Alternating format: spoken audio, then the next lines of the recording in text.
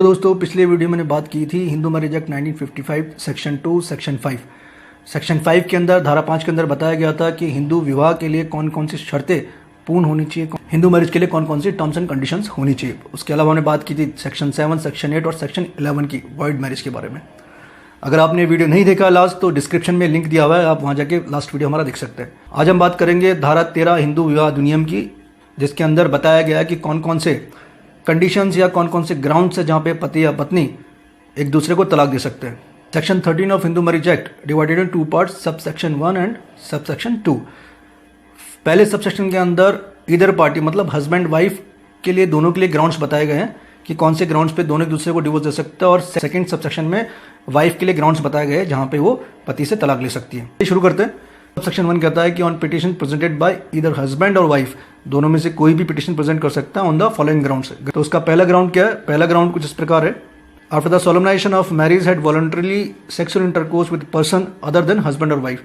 मतलब अगर कोई पति या पत्नी अपने स्पाउस के अलावा किसी और के साथ फिजिकल रिलेशन बनाता है तो वो एक कारण हो सकता है तलाक का। तो यहाँ सीधी बात होगी अडल्ट्री की। अगर कोई भी पार्टी अडल्ट्री में इन्वॉल्व है तो सेकंड पार्टी को डिवोर्स लेने का ग्राउंड बन जाता है, उसके पास अधिकार होता है।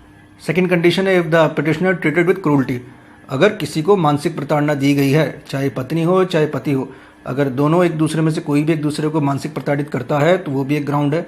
और तीसरा ग्राउंड है डिजर्शन पे बताया गया अगर पिटिशनर को कंटिन्यूसली 2 साल तक डिजर्ट किया गया, उसे छोड़ा गया बिना किसी कारण के, बिना किसी ठोस वजह के, चाहे पत्नी हो चाहे पति हो, तो उनके पास भी तलाक का आधार है। यहाँ पे हमने 3 बातें की है, अडल्ट्री की है, क्रूरटी एंड देन डिजर्शन। दूसरा ग्राउंड हो सकता है if by any reason cease to be Hindu by religion, अगर कोई भी पार्टी हिंदू रिलीजन को त्याग कर देते हैं या किसी और में कन्वर्ट हो जाते हैं तो भी दूसरी पार्टी के पास तलाक का अधिकार बनता है। इसकी तीसरी कंडीशन है has been suffering from incurable unsound mind, किसी प्रकार को इस तरह का मेंटल डिसऑर्डर है या साइकोपैथिक डिसऑर्डर है जो कि क्योरेबल नहीं है और दूसरी पार्टी के लिए उसके साथ एक नॉर्मल जीवन जीना या नॉर्मल लाइफ व्यतीत करना बड़ा मुश्किल है, तो इस तरह का अनसाउंड माइंड भी एक तलाक का ग्राउंड बनता है। इसकी फोर्थ कंडीशन है if any party has been suffering from any kind of violent और इनक्योरेबल फॉर्म ऑफ लेप्रोसी, अगर लेप्रोसी जैसी बीमारी है, ऐसी कोई बीमारी है जो कि इनक्योरेबल है, जो कि क्योर नहीं हो सकती है, एक डिवोर्स का ग्राउंड बनता है।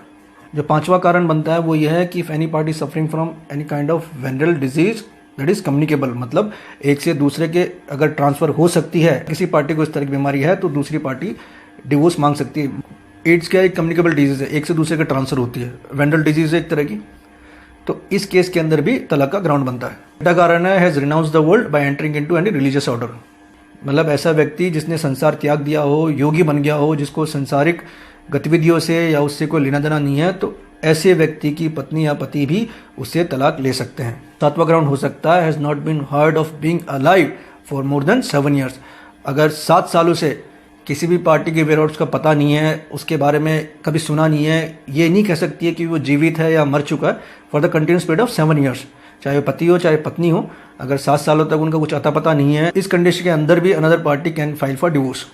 तो पहले सबसेक्शन में हमने 7 कारण पढ़े। First was adultery, cruelty, desertion, second ground was conversion, third ground was unsoundness of mind, fourth ground incurable form of leprosy, fifth ground any communicable form of disease, sixth ground has renounced the world, and seventh was if not heard of being alive for continuous period of 7 years.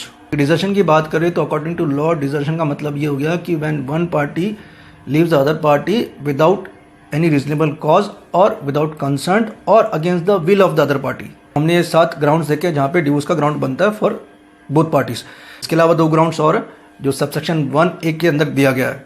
ये क्या कहता है? ये कहता है either party में also present petition for dissolution of marriage if there has been no resumption of cohabitation as between the parties of the marriage for a period of more than 1 year after passing degree of judicial separation, अगर उन दोनों के बीच judicial separation की degree पास हो गई थी, उसके बावजूद भी 1 साल या उससे ज़्यादा के होने के बावजूद भी वो दोनों साथ में रहते नहीं हैं, तो फिर कोई एक पार्टी डिवोर्स की पिटिशन फाइल कर सकता है, उसके पास भी एक ग्राउंड बनता है डिवोर्स के लिए।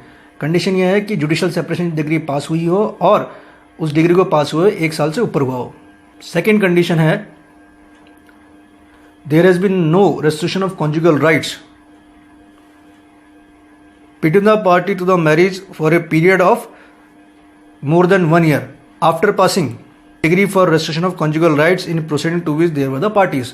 बात सेक्शन 9 की, रेस्टिट्यूशन ऑफ कॉन्जुगल राइट्स। अगर मान लीजिए कॉन्जुगल राइट्स क्या होता है, अगर मान लीजिए पति पत्नी में कोई विवाद है या पत्नी पति के साथ नहीं रहती है और पति कोर्ट में जाके सेक्शन 9 की एक एप्लीकेशन लगाता है, एप्लीकेशन है, कोर्ट एक्सेप्ट करती है और पति के फेवर में डिग्री आती है रेस्ट्रिक्शन ऑफ कॉन्जुगल राइट्स की, उसके बावजूद भी अगर पत्नी उसके साथ रहने को तैयार नहीं होती है 1 साल या उससे ज़्यादा, तो फिर इस केस के अंदर हस्बैंड डिवोर्स की पिटिशन फाइल कर सकता है। Sub section 2 of section 13 of Hindu marriage act ये क्या कहता है? ये कहता है ए वाइफ में also present A petition for dissolution of her marriage by degree of divorce on following grounds. मतलब सबसेक्शन 2 के अंदर वाइफ को ही अधिकार दिया गया है। सबसेक्शन 1 में पढ़ा था इधर पार्टी हस्बैंड वाइफ दोनों का था, और सबसेक्शन 2 के अंदर वाइफ के लिए कुछ ग्राउंड्स दिए गए जहां पे वो पति से डिवोर्स के लिए एक पिटिशन फाइल कर सकती है। वो ग्राउंड्स क्या है? वो ग्राउंड्स इस प्रकार है। पहली कंडीशन है हस्बैंड हैड मैरिड अगेन और any other wife was alive at the time of solemnization of this marriage. मतलब अगर कोई व्यक्ति पहली पत्नी के होते हुए दूसरी शादी कर लेता है या फिर जिसकी शादी हुई है उससे पहले भी उसकी एक पत्नी थी, तो इस केस के अंदर महिला को अधिकार है कि वो पति से तलाक का पिटिशन फाइल कर सकती है। सेकंड एक ग्राउंड ये भी है, since the solemnization of marriage if the husband been guilty of rape, sodomy और बेस्टिलिटी। अगर इन तीनों में से किसी भी जुर्म के अंदर वो आरोपी है और कन्विक्ट होता है तो भी एक पत्नी अपने पति से तलाक ले सकती है। थर्ड ग्राउंड है कि जब मेंटेनेंस ऑर्डर पास होता है, पत्नी के फेवर में मेंटेनेंस ऑर्डर पास होता है और उसके बावजूद भी अगर पति पत्नी के साथ नहीं रहता, वो कोहैबिटेशन के नहीं है फॉर मोर देन 1 ईयर, 1 साल भी निकल जाता है और 1 साल निकलने के बाद भी अगर पति उसके साथ कोहैबिटेट नहीं होता, उसके साथ नहीं रहता है, तो इसके अंदर भी पत्नी को अधिकार है कि डिवोर्स पिटिशन फाइल कर सकती है। पत्नी के पास जो 4 ग्राउंड से डिवोर्स के, एक तो हमने पढ़ा था सबसेक्शन 1 के अंदर जो 7 ग्राउंड दोनों को दिए गए, पति पत्नी दोनों को। सबसेक्शन 2 के अंदर जो पत्नी को ग्राउंड दिए गए, पहला ग्राउंड था अगर पति ने कोई शादी करने के पहले से या पत्नी के रहते उसने कोई दूसरी शादी कर ली। सेकंड ग्राउंड था if the husband is guilty of rape, sodomy और बेस्टिलिटी। तीसरा ग्राउंड था अगर कोई मेंटेनेंस ऑर्डर पास हुआ है और उसके पास होने के बावजूद भी उसके साथ 1 साल से ज़्यादा समय बीत गया और उसके साथ कोहैबिट नहीं करता, तो ये भी ग्राउंड एक पत्नी को मिलता है डिवोर्स के लिए। फोर्थ ग्राउंड ये था कि अगर किसी लड़की की शादी 15 साल से कम उम्र के अंदर हुई थी और जब 18 साल हुए उससे पहले ही उसने उस शादी का विरोध किया, तो ये भी एक तलाक का ग्राउंड बन सकता है। आज हमने बात की थी सेक्शन 13 की डिवोर्स की, जिसके अंदर 2 सबसेक्शन थे, सबसेक्शन 1 है सबसेक्शन 2। 1 के अंदर दोनों पार्टीज के लिए कुछ ग्राउंड दिए गए थे डिवोर्स के लिए, सबसेक्शन 2 के अंदर वाइफ के लिए कुछ ग्राउंड दिए गए थे डिवोर्स के लिए। नेक्स्ट वीडियो में बात करेंगे हम म्यूचुअल डिवोर्स की एंड जुडिशियल सेपरेशन की।